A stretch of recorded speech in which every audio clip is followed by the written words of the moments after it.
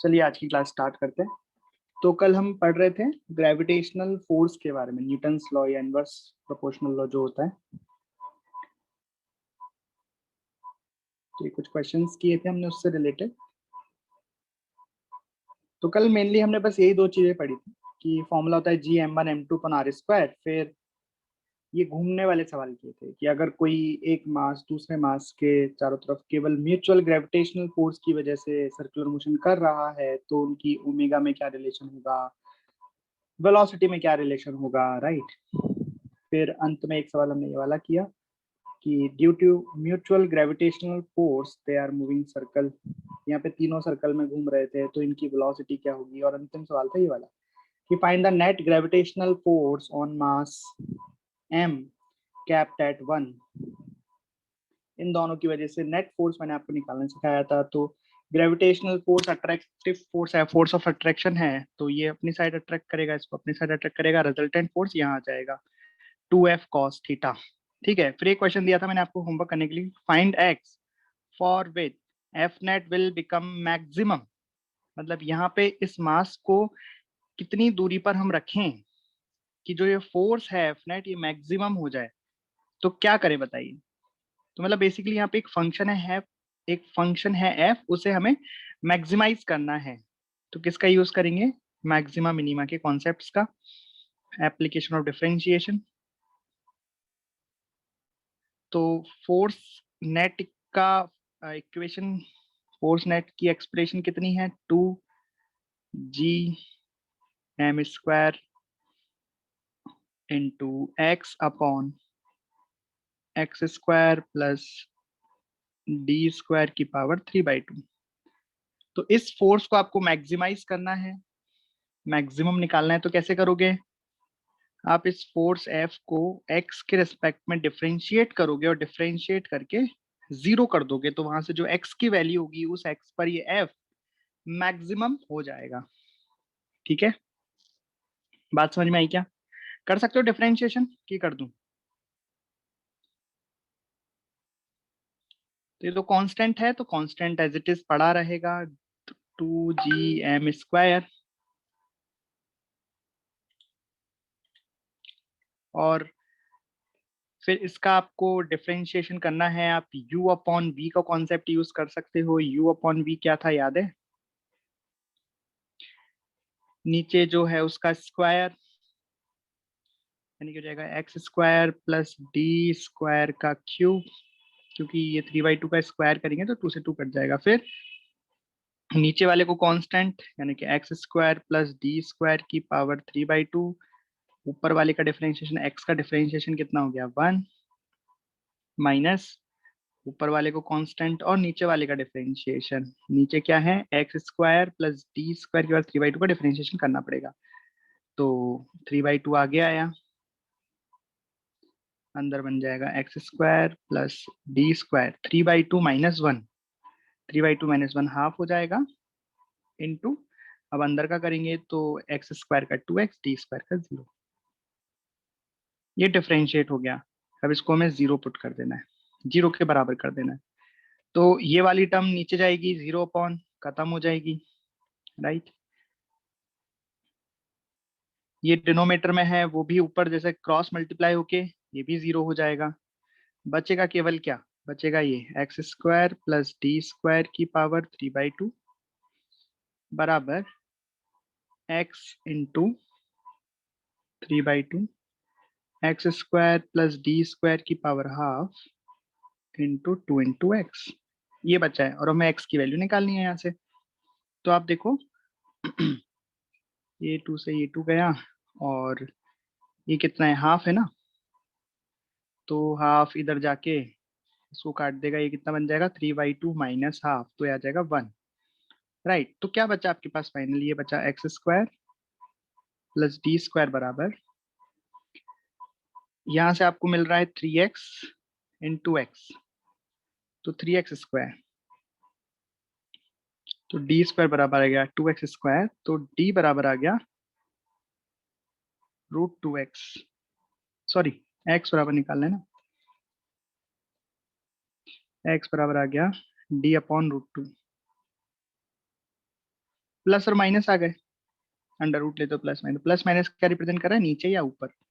मतलब ये जो एक्स डिस्टेंस है वो ऊपर भी ले सकते हो आप dy√2, या नीचे भी ले सकते हो dy√2, दोनों जगहों पर एफ मैक्सिमम हो जाएगा।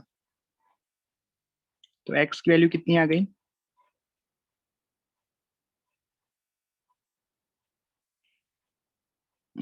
X is equal to dy√2 plus minus dy√2। समझ गए, ये क्वेश्चन समझ में आ गया क्या। तो x बराबर प्लस माइनस dy√2 पर ये फोर्स की वैल्यू मैक्सिमम हो जाएगी। अब आपको अगर फोर्स मैक्सिमम निकालना है तो आप इस x की वैल्यू को कहाँ डाल दोगे, फोर्स के फंक्शन में डाल दोगे। x की वैल्यू dy√2, तो यहाँ पे हो जाएगा एक्स स्क्वायर यानी d²/2। तो d²/2 प्लस d² कितना हो जाएगा, d/2 d², तो 3/2 d²। और इस तरह सॉल्व करके हमें f की मैक्सिमम वैल्यू मिल जाएगी, राइट।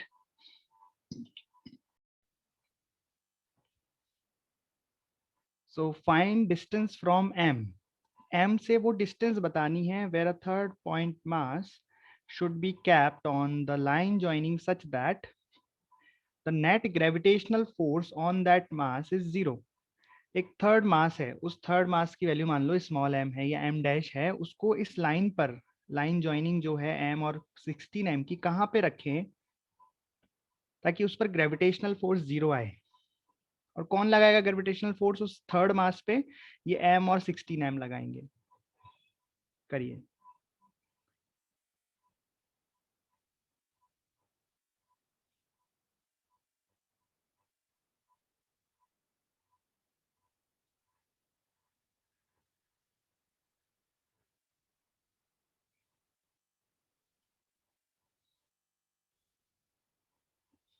कैसे करें बताओ। सपोज कि हमने एक थर्ड मास यहाँ पे रख लिया।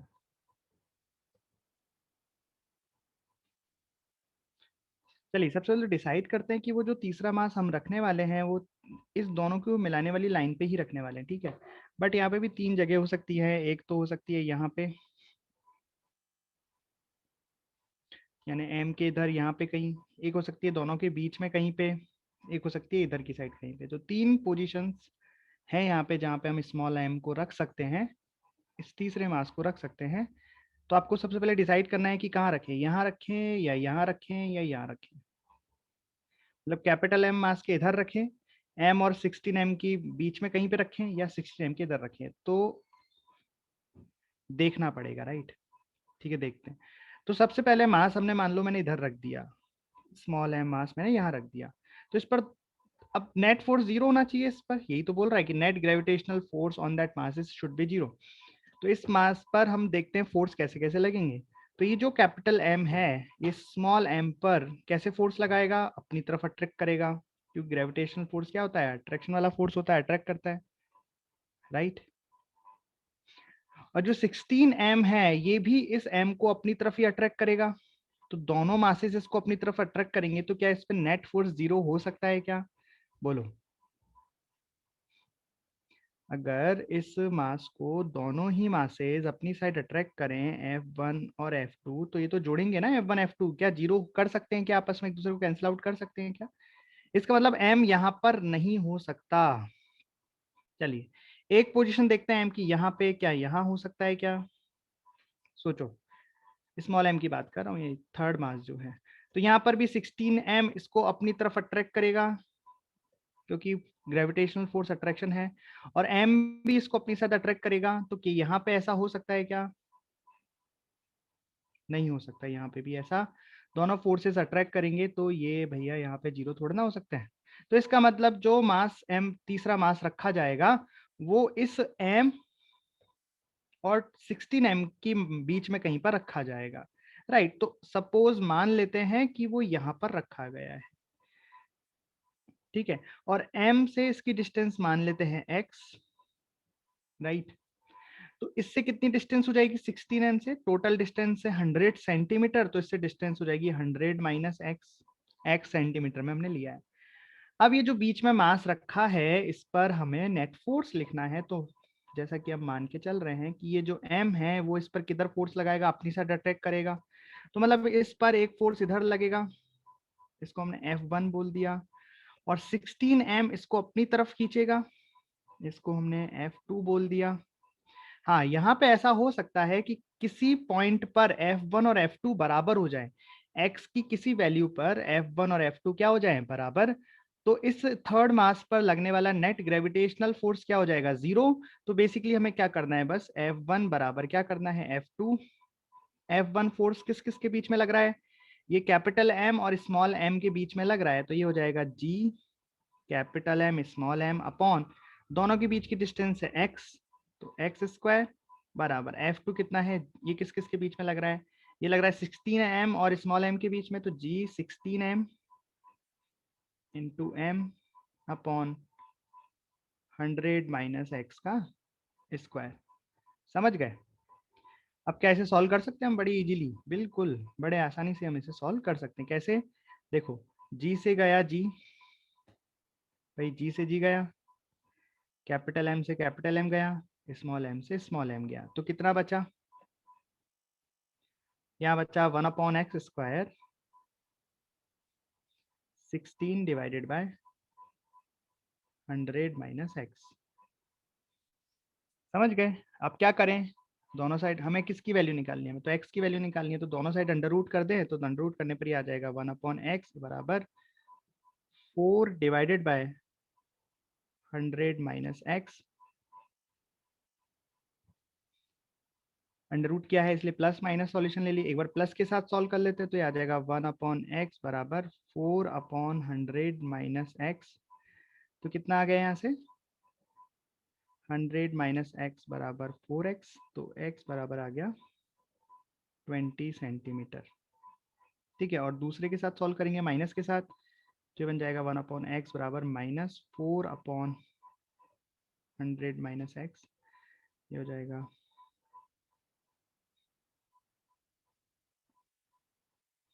तो यहाँ आ जाएगा x बराबर -100 डिवाइडेड बाय 3।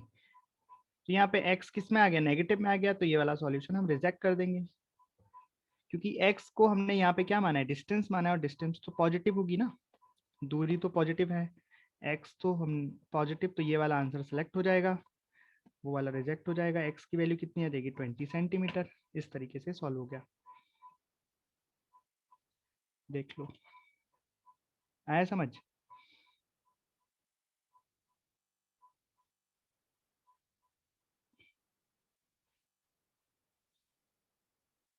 ठीक है, एक और करें,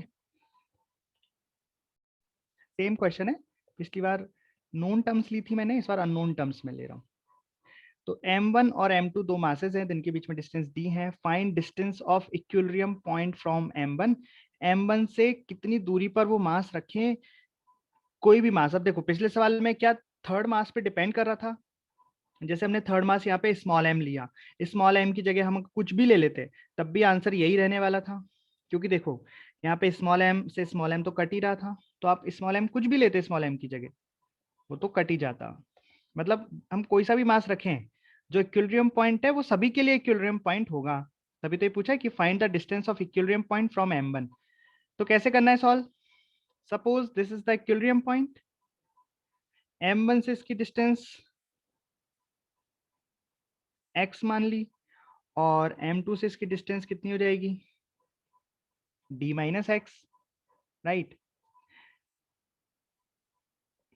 इस पर कोई भी फोर्स लग रहा होगा, मान लो यहाँ मास m है, इस पर फोर्स लग रहा होगा, अट्रैक्ट कर रहा होगा m1 इसे f1 से, और m2 इसे अट्रैक्ट कर रहा होगा f2 से। अगर हम इक्विलिब्रियम पॉइंट की खोज कर रहे हैं, इसका मतलब इस पॉइंट पर मैग्नीट्यूड f1 का f2 के बराबर होना पड़ेगा, राइट।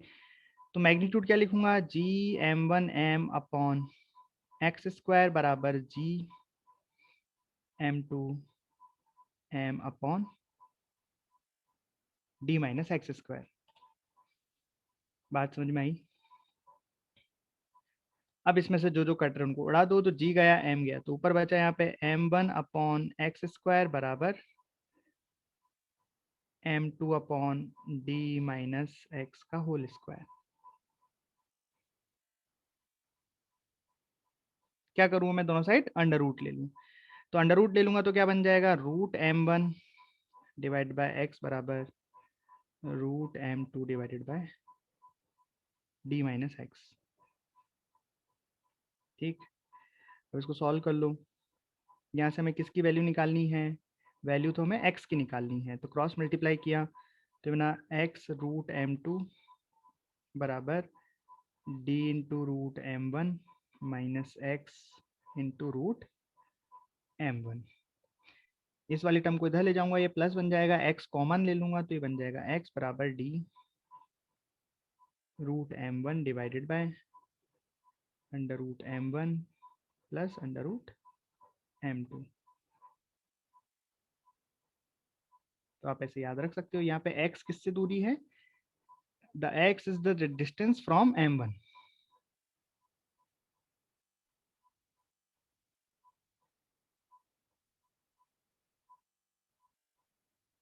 ये m1 से डिस्टेंस है, राइट?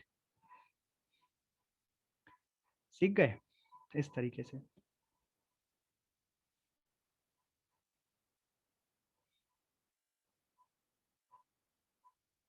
एक और करें। तो अभी तक तो हम क्या कर रहे हैं, 2 पॉइंट मासेस से जो सवाल हो सकते हैं, 2 पॉइंट मासेस का ही मैंने यूज किया है, क्योंकि इसी का फॉर्मूला हमें पता है कि 2 पॉइंट मासेस के बीच में लगने वाला ग्रेविटेशनल फोर्स होता है Gm1m2 upon r square, right? चलिए अब थोड़ा हम बड़ा ऑब्जेक्ट लेते हैं, पॉइंट मास की जगह एक रॉड लेते हैं। So this rod and this point mass के बीच में आपको, ये दोनों एक लाइन पर रखे हुए हैं ऐसे, इनके बीच में आपको लगने वाला फोर्स निकालना है कि इस पॉइंट मास ने इस रॉड पर कितना फोर्स लगाया, या फिर बोल दो रॉड ने इस पॉइंट मास पर कितना फोर्स लगाया, सेम ही आएगा।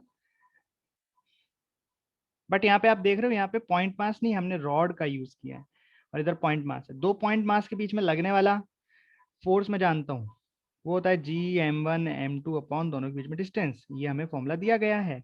बट अगर एक साइड रॉड कर दी जाए, रॉड क्या होती है? अनंत पॉइंट मास से मिलकर बनी होती है। यहाँ पे मैं अनंत पॉइंट मास यहाँ पे रख सकता हूँ, इनसे मिलकर रॉड बनी होती है।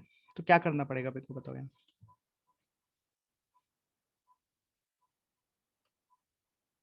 यहाँ हमको इंटीग्रेट करना पड़ेगा, ठीक है?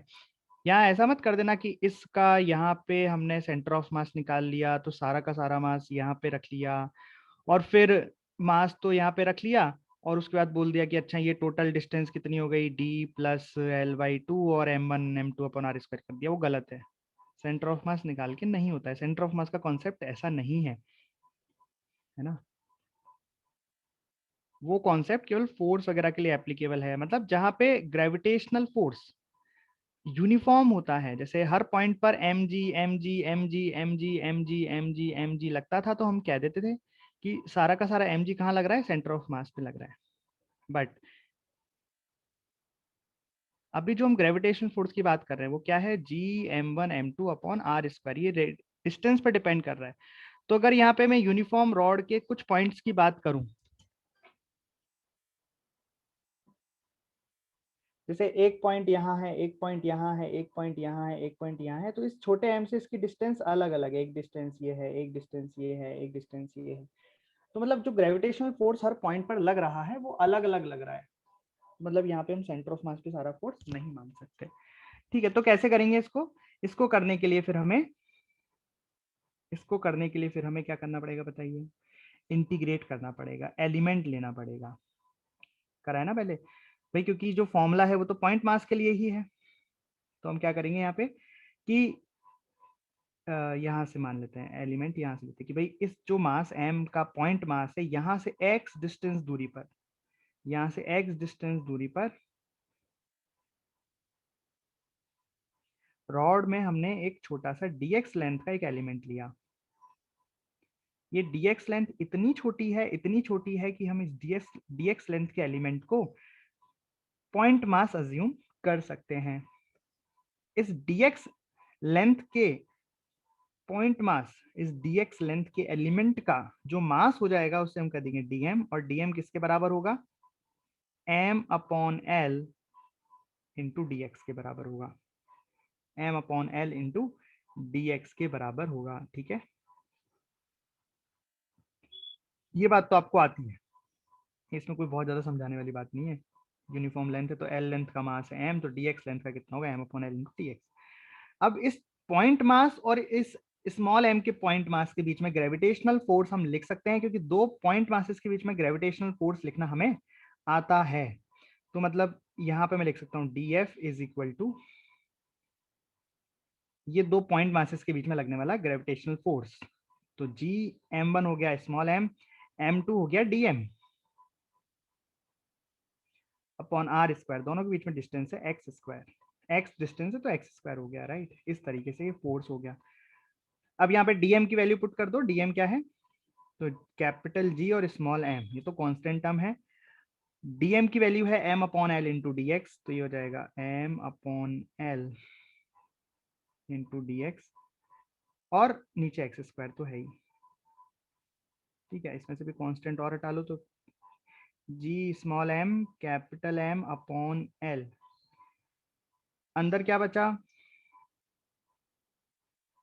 dx upon x square, right.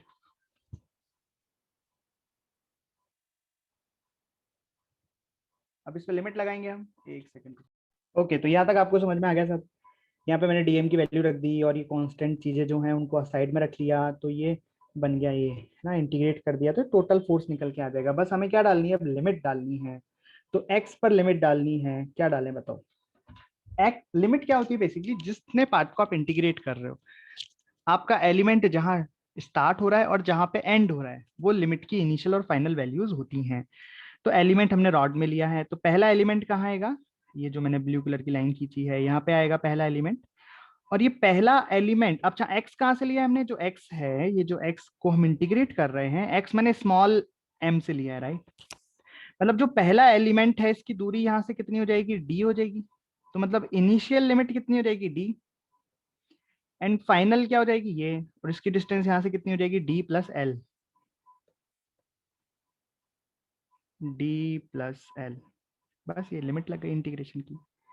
क्या ये पार्ट समझ में आया आपको, इंटीग्रेशन की लिमिट और इंटीग्रेशन कैसे बना, क्योंकि इसके बाद अब कुछ भी नहीं है इसमें।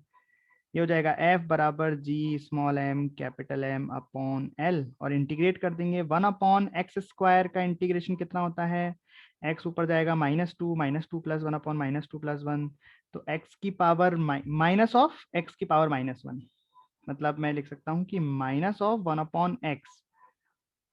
ये इंटीग्रेट हो जाएगा और इसमें लिमिट लगेगी d अप से d प्लस एल तक की। तो f आ जाएगा g small m capital M upon L minus,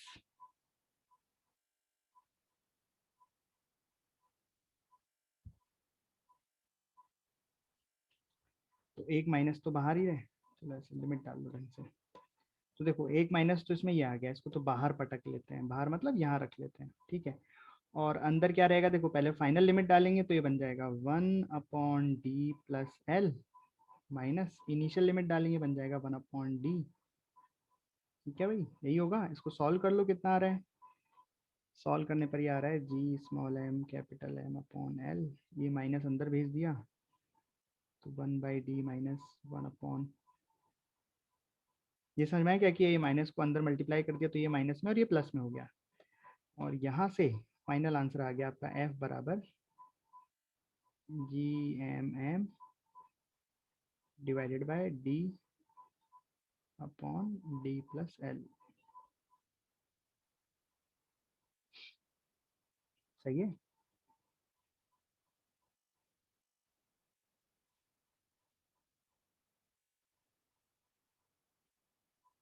हाँ 1 आएगा यहाँ पे, ठीक। देख लो पूरा समझ में आ गया आपको कैसे किया। सेंटर ऑफ मास का यूज क्यों नहीं किया, ऐसे नहीं करते सेंटर ऑफ मास का यूज, है ना, क्योंकि यहाँ पे ग्रेविटेशनल फोर्स देखो आर पे डिपेंड कर रहा है, एक्स पे डिपेंड कर रहा है, जितनी दूर जाओगे अलग अलग अलग अलग फोर्स लग रहे हैं, तो सारे फोर्स को हम सेंटर ऑफ मास पे नहीं मान सकते, ठीक। समझ गए। तो इसका मतलब ये जो एफ आया ये क्या है, ये जो स्मॉल एम का पॉइंट मास है, इसने रॉड पर कितना फोर्स लगाया, ये वाला इतना फोर्स लगाया, राइट। और आपसे पूछे कि इस रॉड ने इस स्मॉल एम पर कितना फोर्स लगाया, तो तब भी यही आंसर, इतना फोर्स लगाया। समझ गए। अच्छा ये जो फोर्स लगेगा इस स्मॉल एम पे तो इधर लग जाएगा, ये लग गया एफ, पहले इस रॉड पर कहाँ लगेगा, सेंटर ऑफ मास पे लगेगा? नहीं,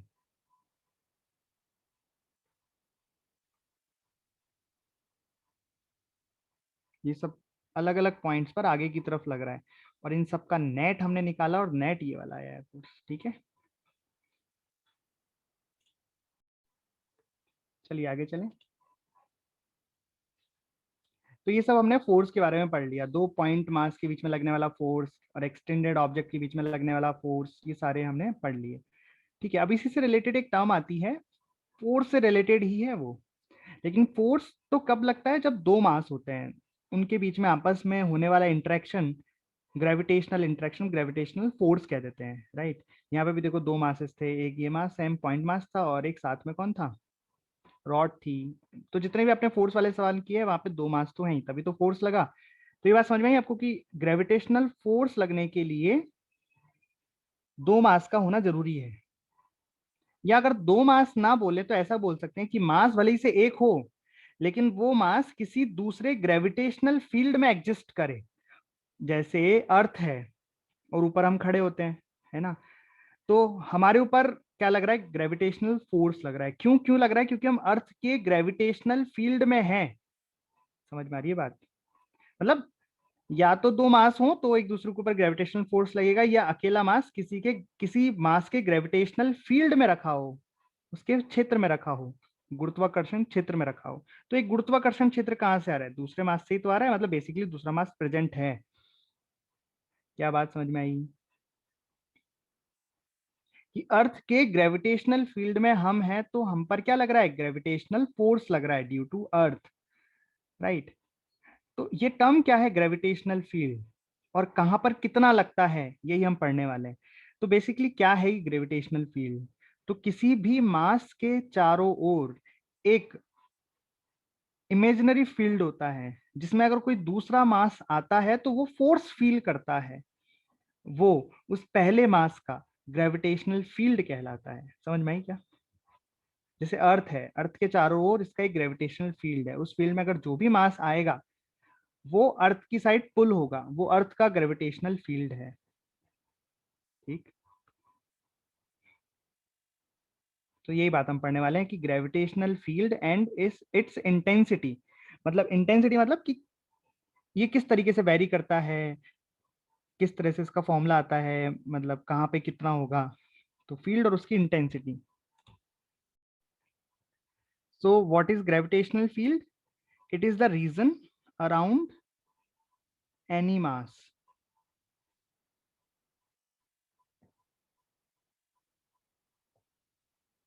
it is the region around any mass in which it can exert gravitational force any other mass। मतलब जैसे यहाँ पर कोई मास m का, मास m है, अर्थ है, सन है, कुछ भी है, कोई भी है, मास m का है, तो इसके चारों ओर इस तरीके से एक फील्ड होता है, और इस फील्ड में अगर कोई दूसरा मास एंटर होता है तो वो मास एक ग्रेविटेशनल फोर्स, एक फोर्स फील करता है, ग्रेविटेशनल फोर्स फील करता है, ये कह रहा है। ठीक है, तो ये चीज क्या कहलाती है, ये जो मैंने डैश डैश से बनाया है, ये डैश डैश वाली लाइन क्या कहलाती है, ये कहलाती है gravitational field,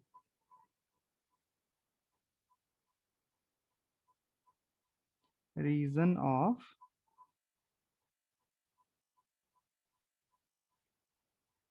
gravitational field of m, इसको M1 बोल देते हैं। ठीक है, तो ब्लू कलर का मास जो M है, ये इसका ग्रेविटेशनल फील्ड है, इसमें अगर कोई दूसरा मास आएगा तो वो एक ग्रेविटेशनल फोर्स फील करेगा।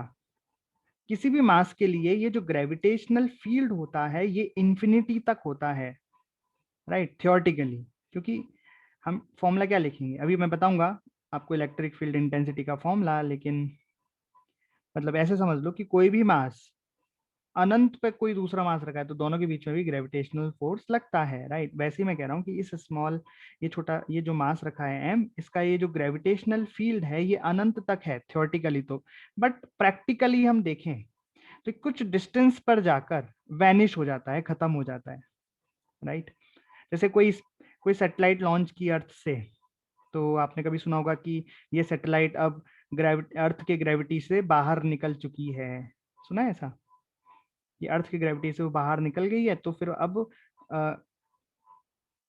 मतलब वापिस नहीं आएगी वो, स्पेस में ही, उस स्पेस उसी को तो बोलते हैं, स्पेस में पहुंच गई है, मतलब वो अर्थ के ग्रेविटेशनल फील्ड से बाहर निकल चुकी है, स्पेस में पहुंच गई है, ऐसा। तो यही बात है कि theoretically gravitational field due to a mass is up to infinity, but practically it vanishes after a finite distance, right. तो ये बात हो गई ग्रेविटेशनल फील्ड की। ठीक है, अब बात करते हैं इसकी इंटेंसिटी की। इसकी इंटेंसिटी मतलब कि जो ये ग्रेविटेशनल फील्ड है वो किस तरीके से वेरी कर रहा है, कितनी दूर दूर जाएंगे तो ये कम होगा, पास आएंगे तो बढ़ेगा, या क्या होगा, जो भी है। क्या इसका फॉर्मूला होगा, पॉइंट मास के लिए क्या होगा, और कोई अगर अलग शेप का मास हो तो उसके लिए इंटेंसिटी का फॉर्मूला क्या होगा, ये सब बातें हम इसमें पढ़ने वाले हैं। तो हम पढ़ने वाले हैं अब gravitational field intensity. So gravitational field intensity को हम रिप्रेजेंट कर सकते हैं आई जी से कर लो, ई जी से कर लो, किसी से भी कर लो, तो ई जी से कर लेते हैं, ई जी। ठीक है, जहां भी मैं ई जी लिखूंगा इसका मतलब अब क्या लिखूंगा, ग्रेविटेशनल फील्ड इंटेंसिटी की मैं बात कर रहा हूँ। तो पहले तो बताओ ग्रेविटेशनल फील्ड क्या है, किसी भी मास के चारों ओर एक फील्ड जिसमें कोई दूसरा मास एंटर करता है तो फोर्स फील करता है, दैट इज ग्रेविटेशनल फील्ड। ये हर मास के चारों तरफ है, every mass has its gravitational field. किसी का स्ट्रांग होता है, किसी का कमजोर होता है, बट ग्रेविटेशनल फील्ड हर मास के पास होता है। ठीक है, अब बात करें उसकी इंटेंसिटी की, इसी की बात कर रहे हैं कि कौन कितना ताकतवर है, किसकी तीव्रता, किसकी ये इंटेंसिटी ज्यादा है, किसकी कम है, राइट। ओके,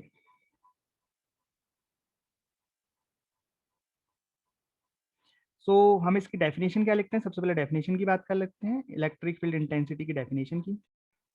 सो कैसे डिफाइंड है gravitational field intensity? So gravitational field at any point, gravitational field intensity की बात हो रही है यहाँ पे। Gravitational field intensity at any point, किसी भी पॉइंट पर आपको ग्रेविटेशनल फील्ड इंटेंसिटी निकालनी, जैसे कि मान लो यहाँ पे एक मास m है और इसके चारों ओर ग्रेविटेशनल फील्ड है।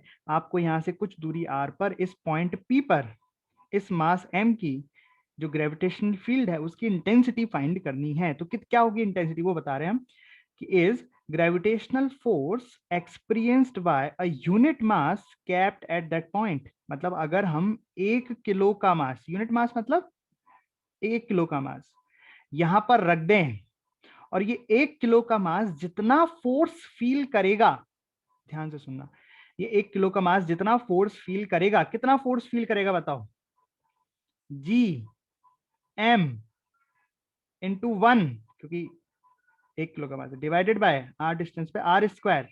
तो यही क्या हो जाएगी, electric sorry gravitational field intensity at that point, G M upon are square. क्या बात समझ में आई आपको? इसका मतलब अगर यहाँ मैं 1 किलो की जगह एम नॉट के जी का मास रख देता, 1 किलो की जगह एम नॉट के जी का मास रख देता, तो यहाँ पे फोर्स कितना हो जाता है इस पर, एम नॉट के जी पर लगने वाला, G m m not upon are square, ये तो फोर्स हो जाता।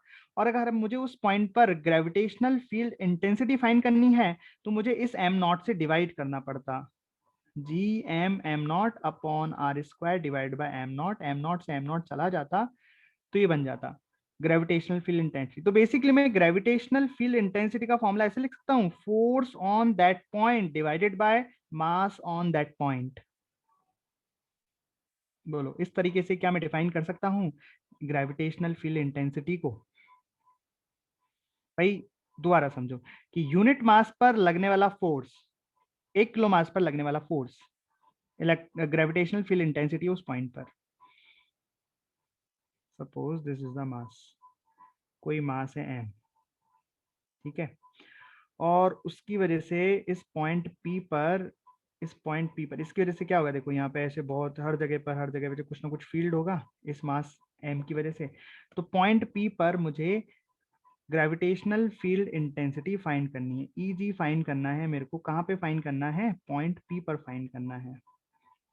तो क्या करूं, इस पॉइंट P पर मैं 1 किलो का मास रख दूं, और इस 1 किलो के मास पर लगने वाला फोर्स निकाल लूं, कितना लगेगा, जी एम अपॉन, अच्छा यहाँ से यहाँ तक की डिस्टेंस, अब यहाँ से यहाँ तक की डिस्टेंस आप आर मान लो, आर स्क्वायर। यही है डेफिनेशन कि यूनिट मास पर लगने वाला फोर्स ही उस पॉइंट पर इस मास की वजह से क्या है, क्या है, ग्रेविटेशनल फील्ड इंटेंसिटी है।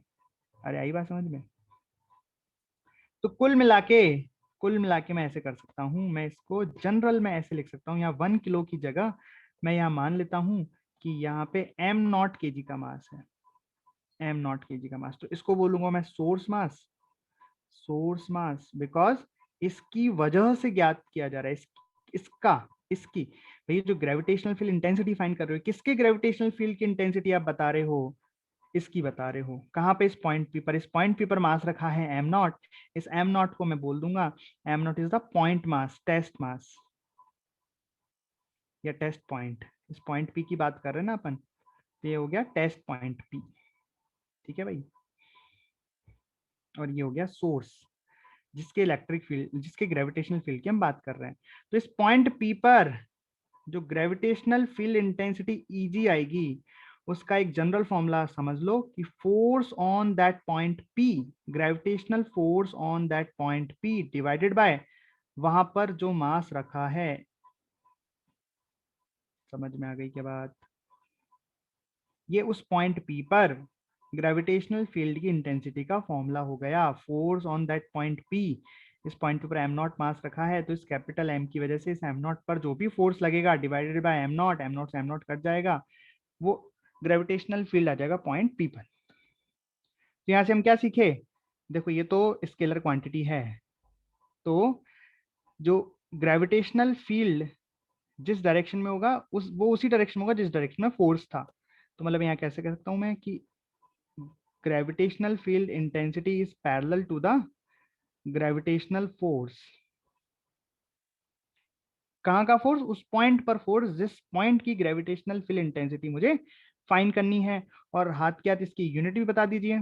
तो फोर्स की यूनिट क्या है, न्यूटन, तो न्यूटन अपॉन केजी, यूनिट कितनी हो जाएगी, न्यूटन पर केजी। समझ गए क्या। और न्यूटन को क्या लिखते हैं अपन जानते हैं, न्यूटन बराबर कितना होता है, न्यूटन फोर्स होता है, फोर्स बराबर एम ए होता है, तो न्यूटन का मतलब है केजी इंटू मीटर पर सेकंड स्क्वायर, ये बात आप जानते हो। तो अगर मैं यहाँ न्यूटन की जगह केजी मीटर पर सेकंड स्क्वायर कर दूंगा, केजी से केजी कट जाएगा, तो इलेक्ट्रिक फील्ड इंटेंसिटी की एक यूनिट और है मीटर पर सेकंड स्क्वायर। क्या ये बात आपको समझ में आई इंटेंसिटी से रिलेटेड। तो मैं आगे चलूं,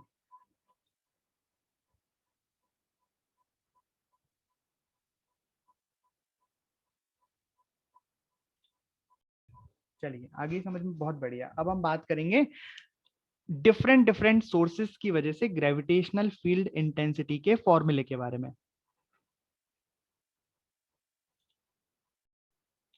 तो हम पढ़ने वाले gravitational field intensity due to different different sources. इसमें सबसे पहले हम बात करेंगे पॉइंट मास की, कि मान लो यहाँ पे एक पॉइंट मास है m, ठीक है, वहां से कुछ डिस्टेंस पर एक पॉइंट है p, कितनी डिस्टेंस पर, मान लीजिए r डिस्टेंस पर। तो उस पॉइंट p पर हमें ग्रेविटेशनल फील्ड इंटेंसिटी क्या होगी ये बताना है। तो कैसे बताएं, बताओ कैसे बताएं। तो मान लेते हैं, हमेशा नहीं मानेंगे, बट अभी यहाँ पहली बार कर रहे हैं, दूसरी बार कर रहे हैं, तो मान लेते हैं कि यहाँ पर कोई मास रखा है एम नॉट। तो हम सबसे पहले क्या करेंगे, इस पॉइंट मास एम की वजह से इस एम नॉट पर फोर्स निकालेंगे। तो वो तो मैं निकाल सकता हूँ, फोर्स कितना आएगा, वो आएगा G m m not upon are square. और फिर इस पॉइंट पी पर हमें ग्रेविटेशनल फील्ड निकालना है, ग्रेविटेशनल फील्ड इंटेंसिटी निकालनी है, तो यहाँ पर जो मास है उससे डिवाइड कर देंगे। तो बेसिकली यहाँ पे डिवाइड कर दिया एम नॉट से, एम नॉट से एम नॉट गया, तो ये क्या आ गया, ग्रेविटेशनल फील्ड इंटेंसिटी का मैग्नीट्यूड की बातें हो गई है, राइट। समझ गए, एम नॉट से एम नॉट गया, तो ये कितना आ गया, magnitude of gravitational field intensity R distance पर G M upon are square. यहाँ पे एम क्या है, सोर्स मास है, मतलब जिसकी वजह से, जिसके ग्रेविटेशनल फील्ड की हम चर्चा कर रहे हैं वो है ये, ठीक भाई। बात कर लेते हैं अब वेक्टर की डायरेक्शन की। तो डायरेक्शन, जिस डायरेक्शन में फोर्स होगा उसी डायरेक्शन में ग्रेविटेशनल फील्ड इंटेंसिटी होगी। तो हम जानते हैं कि m इस m नॉट को अपनी साइड ही खींचे, क्योंकि जो ग्रेविटेशनल फोर्स होता है वो एक पुलिंग फोर्स है। तो अगर फोर्स इस तरफ होगा तो मैं कह सकता हूं कि ग्रेविटेशनल फील्ड इंटेंसिटी भी इस तरफ होगी। तो ये तो हो गया मैग्नीट्यूड का फॉर्मूला, जैसे हमने फोर्स में पढ़ा था पहले मैग्नीट्यूड का फॉर्मूला Gm1m2/r²। फिर हमने पढ़ा था इसका वेक्टर फॉर्मेट। तो वेक्टर फॉर्मेट कितना हो जाएगा, देखो Eg वेक्टर बराबर जो वहां किया था वही हो जाएगा। तो ये होता है मैग्नीट्यूड इनटू डायरेक्शन। अरे यही होता है ना, वेक्टर का मतलब मैग्नीट्यूड इनटू डायरेक्शन। तो मैग्नीट्यूड मतलब Eg का मैग्नीट्यूड इनटू Eg की डायरेक्शन। सही बात है। तो Eg का मैग्नीट्यूड कितना हो गया, Gm/r²। रही बात डायरेक्शन की, तो डायरेक्शन बेसिकली देखो क्या है बेटा, तो आर वेक्टर तो क्या हो जाएगा, this is the r vector. R vector तो हो जाएगा ये, यही होता है। ये तो हो जाएगा अपना सोर्स, ये हो जाएगा टेस्ट। तो यही होता है ना आर वेक्टर। तो जो ग्रेविटेशनल फील्ड है वो इस आर वेक्टर के ऑपोजिट डायरेक्शन में है, तो यहाँ लिखेंगे -r कैप। अरे बात समझ गए। तो इसका मतलब जो ग्रेविटेशनल फील्ड इंटेंसिटी होगी वो आ जाएगा -Gm/r² इंटू आर कैप। और इसको आप आर कैप की जगह अगर वेक्टर के फॉर्मेट में लिखना चाहो तो हम जानते हैं हम कि आर कैप को क्या लिख सकते हैं, r vector upon mod of r, magnitude of are.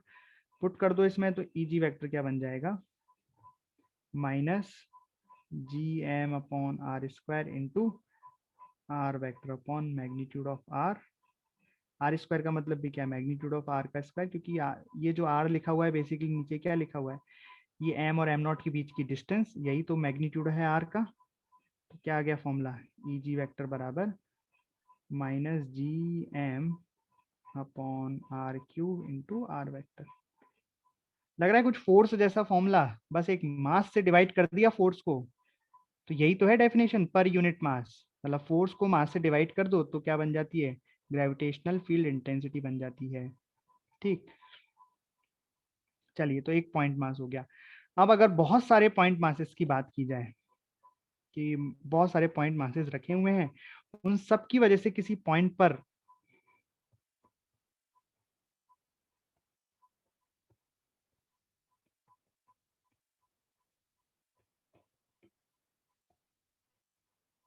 System of point masses, मतलब यहाँ पे सपोज करो कि बहुत सारे पॉइंट मासेस हैं, एक ये रहा, ऐसे 3 4 5 बहुत सारे। और यहाँ पर कोई पॉइंट P है, इस पॉइंट P पर हमें ग्रेविटेशनल फील्ड इंटेंसिटी निकालनी है। जैसे मान लो ये मास m1, मास m2, ये मास m3। तो ये वाला वेक्टर क्या हो जाएगा, r1 वेक्टर। ये वाला वेक्टर क्या हो जाएगा, r2 वेक्टर। ये वाला वेक्टर क्या हो जाएगा। तो बेसिकली पॉइंट P पर जो नेट ग्रेविटेशनल फील्ड इंटेंसिटी आएगी, नेट कहाँ पर, पॉइंट P पर, वो कितनी आ जाएगी, सभी की।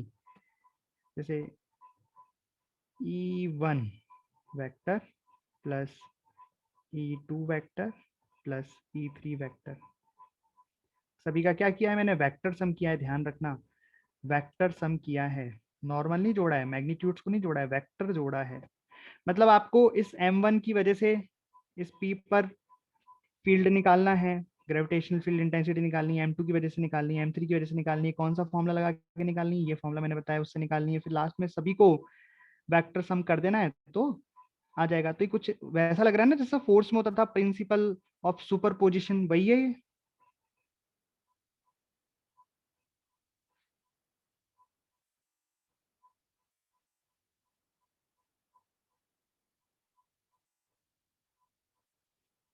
Principle of superposition, right.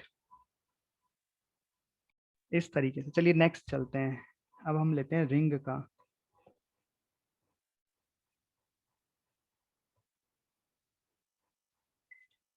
सोच के बताना, कि एक रिंग है, इस पे मास इस तरीके से रहता है, बाहर बाहर बाहर बाहर, इसके सेंटर पर ग्रेविटेशनल फील्ड इंटेंसिटी क्या होगी, सोचना जरा।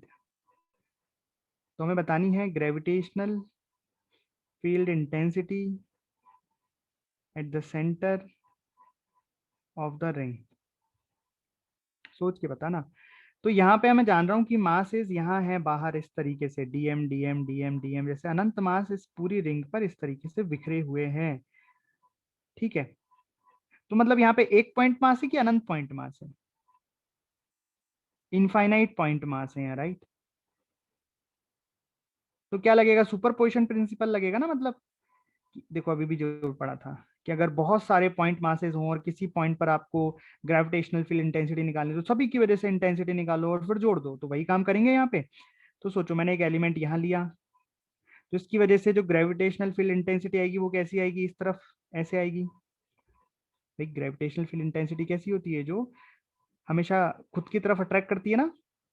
भाई अगर यहाँ पे कोई मास है, यहाँ पे आप कोई मास मानोगे तो फोर्स कैसा लगता है, अट्रैक्शन का लगता है। तो ग्रेविटेशनल फील्ड इंटेंसिटी भी कैसी होती है, अट्रैक्शन वाली होती है। मतलब किसी मास की वजह से यहाँ पर ग्रेविटेशनल फील्ड इंटेंसिटी कैसे होगी, खुद की तरफ इस तरह से एरो। ओके, तो यहाँ पे एक मैंने छोटा सा मास लिया डीएम, इसकी वजह से ग्रेविटेशनल फील्ड इंटेंसिटी देखी तो इस तरीके से होगी, राइट। और अगर जस्ट इसके सामने लिया तो gravitational field intensity just opposite होगी। अच्छा, एक मास मैंने यहाँ लिया तो इधर होगी, एक मास मैंने इधर लिया तो ग्रेविटेशनल फील्ड इंटेंसिटी इधर होगी। अगर बोलो मास मैंने यहाँ लिया तो ऐसे होगी, इसके सामने एक मास लिया तो ऐसे होगी। तो क्या समझ में आ रहा है कि ग्रेविटेशनल फील्ड इंटेंसिटी यहाँ पे सारे कंपोनेंट एक दूसरे को काट डालेंगे आमने सामने वाले मास के लिए। ये बात समझ में आई? भाई इस मास की जो ग्रेविटेशनल फील्ड इंटेंसिटी होगी इसके सामने अपोजिट वाले की भी सेम होगी, बस अपोजिट डायरेक्शन में होगी, तो एक दूसरे को निपटा डालेंगे।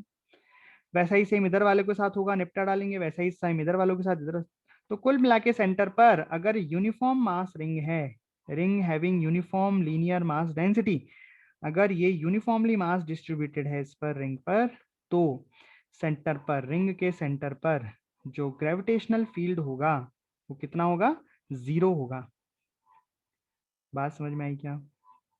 तो रिंग के लिए एक तो ये सवाल आता है कि इसके सेंटर पर ग्रेविटेशनल फील्ड इंटेंसिटी निकालो, और दूसरा इसमें आता है कि एक्सिस पर, जैसे सपोज मैंने रिंग ये मान ली, रिंग है, अरे ये रिंग है ना, इस तरीके से ये रिंग है, तो ये क्या हो गई, इसकी एक्सिस हो गई।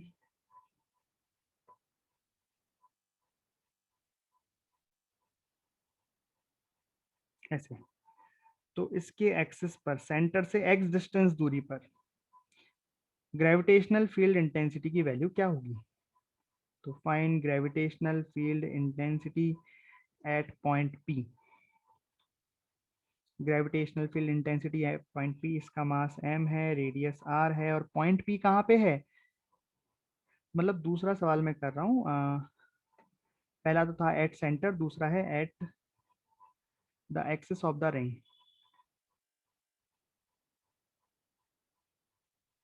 एक्सिस ऑफ द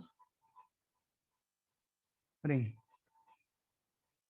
मतलब सेंटर से किसी x डिस्टेंस दूरी पर एक पॉइंट p है, इस पॉइंट p पर आपको,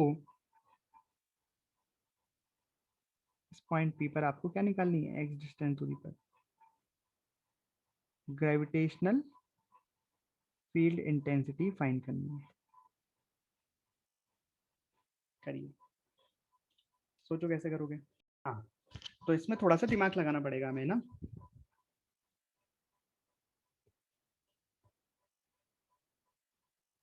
तो इंटीग्रेशन करेंगे नहीं करेंगे वो अलग बात है, हाँ, लेकिन जरूरत पड़ेगी, मतलब डायरेक्ट फॉर्मूला हम बना लेंगे इसका, जो हमें याद भी रखना है, बट फॉर्मूला आएगा कैसे, फॉर्मूला वैसे ही आएगा, हमें पॉइंट मास का ले लेके करना पड़ेगा। तो हम एक एलिमेंट यहाँ ले लेते हैं ऊपर, यहाँ पे, ठीक है, इसका मास कितना हो जाएगा, डीएम।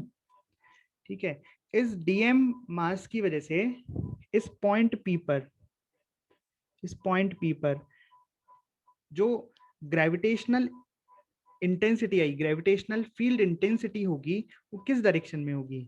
तो ग्रेविटेशनल फील्ड इंटेंसिटी इस डायरेक्शन में होगी, ऐसे,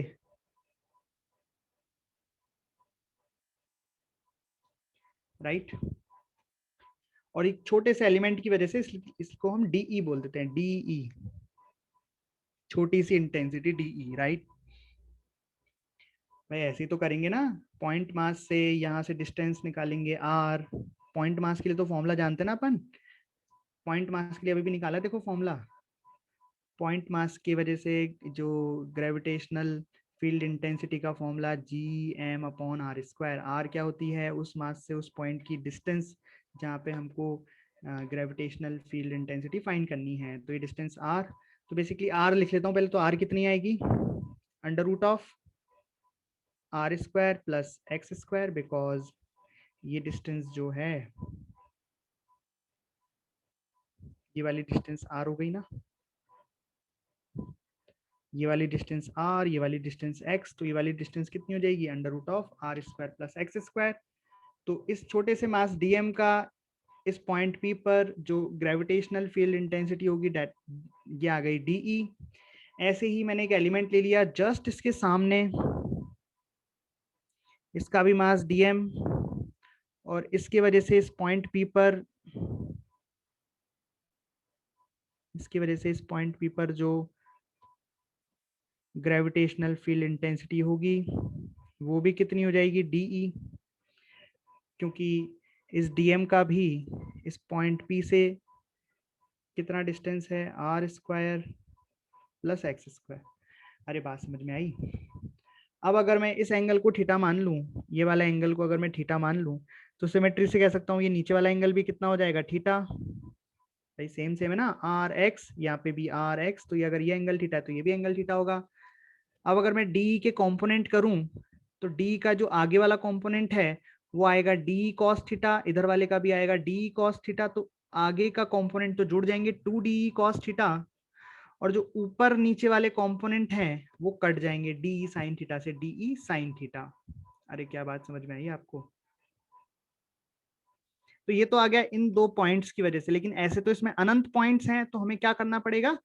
इंटीग्रेशन करना पड़ेगा। तो एक बात तो मुझे समझ में आई कि जो नेट ग्रेविटेशनल फील्ड इंटेंसिटी की डायरेक्शन होगी, नेट ग्रेविटेशनल, इस पूरे रिंग की वजह से जो नेट ग्रेविटेशनल फील्ड इंटेंसिटी की डायरेक्शन होगी वो किधर आएगी? वो इस तरफ आएगी। कैसे भाई? मैंने तो आप लोगों के साथ, आपने तो दो ही एलिमेंट लिए हैं भाई, ऐसे दो करके मैं हर जगह ले सकता हूँ ना, दो दो एलिमेंट आमने सामने के।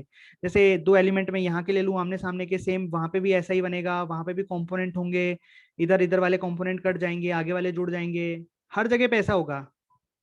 कहीं भी मैं दो कंपोनेंट ले लूंगा आमने सामने, बस। तो मैं लिख सकता हूँ कि ई जी नेट बराबर कितना आ जाएगा? डी ई कॉस थीटा को इंटीग्रेट करना है हमें, राइट। ये डी आया ना, एक एलिमेंट की वजह से जो ये जो डीएम एलिमेंट बना है, इसकी वजह से जो ग्रेविटेशनल फील्ड इंटेंसिटी है वो कितनी है? डीई। इसका ये वाला कंपोनेंट जुड़ेगा, ऊपर वाले कंपोनेंट तो कट जाएंगे, इसलिए मैं केवल आगे वाले कंपोनेंट्स को ही जोड़ रहा हूं, तो इंटीग्रेशन मतलब जोड़ना, और आगे वाला कंपोनेंट कितना हो जाएगा? DE cos theta. अब ये डीई कितनी होगी? डीई की वैल्यू क्या होगी ये भी हम लिख लेते हैं। तो डीई का मतलब है उस छोटे से एलिमेंट की वजह से ग्रेविटेशनल फील्ड इंटेंसिटी, तो मैं लिखूंगा जी dm/r², और r बेसिकली क्या है? स्मॉल r बेसिकली क्या है? ये वाली डिस्टेंस जो मैंने यहाँ पहले से लिख रखी है। तो d की वैल्यू मैं इसमें पुट कर दूंगा, ये बन जाएगा इंटीग्रेशन ऑफ d कितना है? g dm/r² cos theta. जो जो कांस्टेंट टर्म है उन्हें मैं इंटीग्रेशन से बाहर निकाल लेता हूं। तो constant term capital G constant है, हाँ जी, dm नहीं है constant, right. Theta, theta constant है क्या? हाँ जी, थीटा कांस्टेंट है, cos थीटा कांस्टेंट है।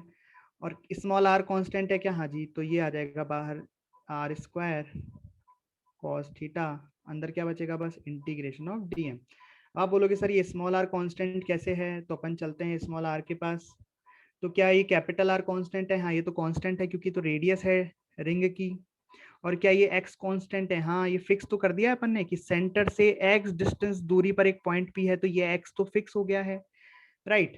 अगर मैं cos थीटा भी लिखूंगा तो डायग्राम से मैं cos थीटा क्या लिख सकता हूँ? cos थीटा होता है बेस अपॉन हाइपोटेन्यूज, बेस है x और हाइपोटेन्यूज है स्मॉल r, तो हो जाएगा x upon small r, right. बस ये तो आपका पास फॉर्मूला आ गया फिर तो फाइनली। तो ये आपके पास ई जी नेट का फॉर्मूला आ गया, ई जी नेट, ई जी नेट का फॉर्मूला, जी की जगह जी है ना, और ये हो जाएगा आर स्क्वायर, कॉस्ट कितना है x upon r, integration of dm, तो साफ साफ पता लग रहा है इंटीग्रेशन ऑफ डीएम मतलब total mass, integration of dm मतलब टोटल मास, तो टोटल मास कितना है? कैपिटल एम, ये आंसर हो गया। बस यहाँ पे मैं स्मॉल आर की वैल्यू भी पुट कर दूंगा तो फाइनल आंसर हमको मिल जाएगा। तो बना दे final answer, E G net at any point x from the center is g m x divided by r का क्यूब। अब r कितना है? Under root of r square plus x square का क्यूब, कितना हो जाएगा? R square plus x square की power 3/2। तो अगर आपको एग्जाम के क्वेश्चन सही करने हैं और इस चैप्टर के सारे क्वेश्चन सही करने हैं तो जितने भी फॉर्मूले आएंगे आपको वो कंठस्थ याद होने चाहिए, उसके बाद ही आप क्वेश्चंस कर पाएंगे। तो ये हो गया इसका डेरिवेशन, और फॉर्मूले वाइज फॉर्मूला जो आपको याद रखना है वो गया G M x divided by r square plus x square की पावर 3/2, ये आपको याद रखना है, समझ गए? तो देखो रिंग के लिए दो फॉर्मूले हैं, एक तो सेंटर पर ग्रेविटेशनल फील्ड इंटेंसिटी होगी 0, और एक्सिस पर किसी पॉइंट एक्स पर सेंटर से उसका फॉर्मूला होगा ये, रखोगे याद? रखना ही पड़ेगा। तो देखो नया क्वेश्चन क्या है कि देखो यहाँ पे जो ये ग्रेविटेशनल फील्ड इंटेंसिटी का फॉर्मूला आया है ये एक्स पे डिपेंडेंट है, मतलब एक्स जैसे से चेंज होता जाएगा, अगर हमने इस पॉइंट पे निकाला, इस पॉइंट पे निकाला, इस पॉइंट पे निकाला, तो ये ग्रेविटेशनल फील्ड इंटेंसिटी बढ़ चेंज होती जाएगी, राइट। अगर हम सेंटर पे निकालें तो एक्स की वैल्यू को 0 रख दोगे तो कितना आ जाएगा? 0, और बात सही भी है, सेंटर पे तो 0 आना चाहिए, लेकिन हमसे पूछा है कि एक्स की वो वैल्यू बताओ जब ये फील्ड मैक्सिमम हो जाए, और उस मैक्सिमम फील्ड की वैल्यू भी बतानी है। तो अभी भी आपको सिखाया पिछले क्वेश्चन में, जो आज का पहला क्वेश्चन था, कि आपके सामने कोई फंक्शन दे रखा है और उसे मैक्सिमाइज करना है, तो क्या कर दें? उसे डिफरेंशिएट करके 0 कर दो भैया, सही बात है। तो भाई आपको यहाँ पे एक फंक्शन दे रखा है इलेक्ट्रिक फील्ड का, दिस इज द फंक्शन, आपको बोला है कि बताओ ये मैक्सिमम कब होगा, तो आप बोलोगे अच्छा मैक्सिमम करना है, तो कुछ नहीं है, डी अपॉन डी एक्स करेंगे और 0 कर देंगे। भाई आता है ना, आज भी करके दिखाया था मैंने आपको, डिफरेंशिएशन कर दोगे, डिफरेंशिएशन जो कांस्टेंट है उनको तो साइड में पटक लो, और जो बचे कुचे हैं उनको डिफरेंशिएट कर दो। तो यहाँ पे मेरे को क्या दिख रहा है? ये वाले वेरिएबल दिख रहे हैं, एक्स वेरी कर सकता है ना, तो ये वेरिएबल हो गए, ठीक। तो यहाँ पे आप u अपॉन v का फॉर्म लगा दो, नीचे वाले का स्क्वायर, जल्दी से कर देते हैं, तो नीचे वाले का r square plus x square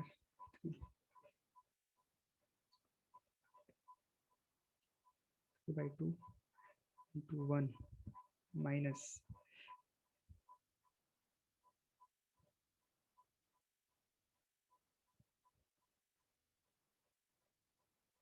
power half into 2x बराबर 0, इस तरीके से हो गया है,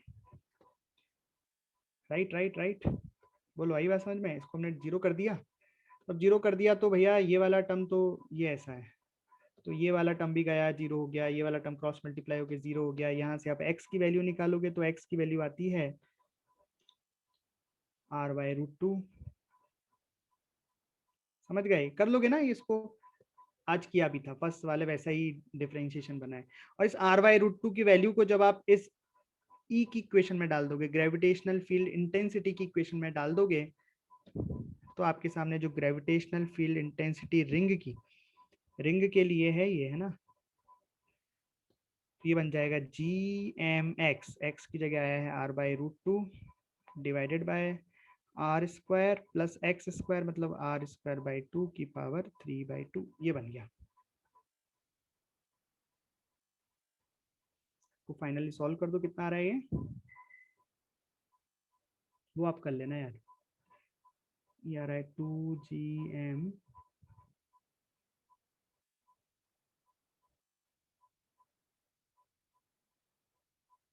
ऐसा कुछ आ रहा है, एक बार चेक कर लेना इसको, है ना, इसको चेक कर लेना। समझ गए? अरे समझ गए क्या? चलो ग्राफ भी बना दो। किस किस के बीच में ग्राफ? ग्रेविटेशनल फील्ड इंटेंसिटी का एक्स के साथ ग्राफ। तो यहाँ पे है gravitational field intensity due to ring, और यहाँ पे है एक्स। ओके, तो सब बोलो। जैसे समझ रहे हो आप, यहाँ पे ऐसे रिंग रखी हुई है, सपोज करो यहाँ पे रिंग रखी हुई है, तो इससे आगे जाएंगे तो ग्रेविटेशनल फील्ड इंटेंसिटी तो इधर की साइड होगी, और पीछे जाएंगे तो ग्रेविटेशनल फील्ड इंटेंसिटी इधर की साइड होगी। मतलब रिंग की तरफ होगी ग्रेविटेशनल फील्ड, आगे चलेंगे तब भी रिंग की तरफ, और पीछे चलेंगे तब भी रिंग की तरफ होगी। ओके, तो ये वाली डायरेक्शन को हम क्या लेंगे? पॉजिटिव। ये आगे की तरफ है ना, देखो पॉजिटिव एक्स की तरफ है, ये वाली डायरेक्शन को हम पॉजिटिव लेते हैं, ये वाली को नेगेटिव लेंगे। तो बेसिकली जो आपका ग्राफ है वो ग्राफ कुछ इस तरीके का बन जाएगा कि इलेक्ट्रिक फील्ड का ग्राफ खींच रहे हैं हम, कि इलेक्ट्रिक फील्ड ऐसे बढ़ेगा, सेंटर पे 0 होगा, फिर बढ़ेगा, ओए ज्यादा आगे का चला गया,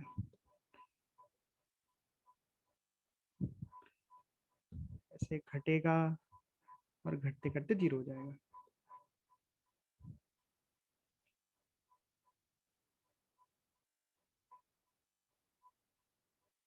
तो ये ग्राफ आ गया किसका?